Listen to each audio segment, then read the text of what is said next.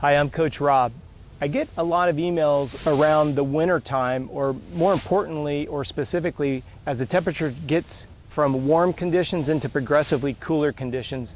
And I want to explain why athletes are saying that they're getting tight muscles and or spasming during this transitional phase.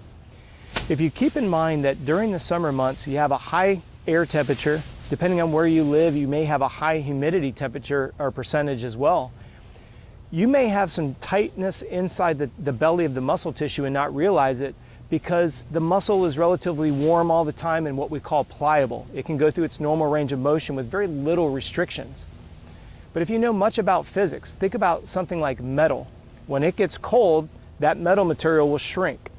If you understand how concrete works, it expands and contracts based on the temperature of the sun in the cooler conditions. That's why you have expansion joints. When you're dealing with the human body, when it gets submitted to cooler temperatures, the muscle tissue is just like any other material.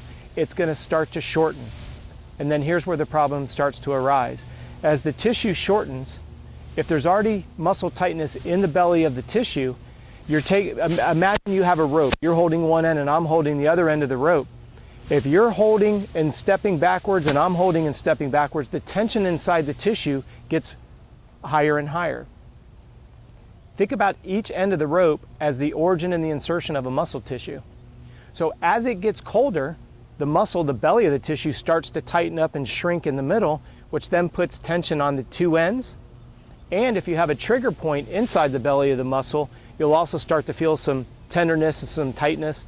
You may even refer to it as a muscle spasm or a cramp. So when it comes to dealing with these transitional phases, what I want you to keep in mind is you're going to have to stay focused on staying warm. You're going to have to increase the duration of your warm-up for sure, because that's going to get fresh blood flow into that belly of the tissue, and it will allow it to go through its normal range of motion without risking tearing either the tendon, the ligament, or the muscle itself.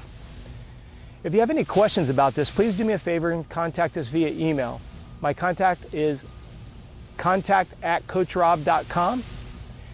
I want to thank you for watching the video. If you found it helpful, give it a thumbs up.